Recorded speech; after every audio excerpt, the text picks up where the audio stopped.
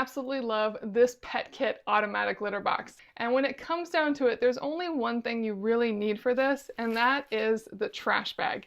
And they really are just a standard wide mouth trash bag, but as you can see, they're super short. And that's really nice, as this will fill up correctly in the litter drawer, and when it's ready, you just pull the ties and it'll come right up. I don't think it's completely full now, but I'll show you it anyway.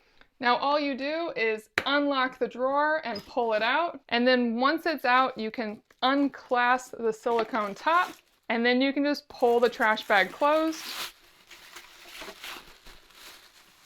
And I usually tie it off as well. And one of the main reasons I love these bags is that they don't rip, they're super sturdy, and because they're the right size, the litter and everything's not flopping around in them.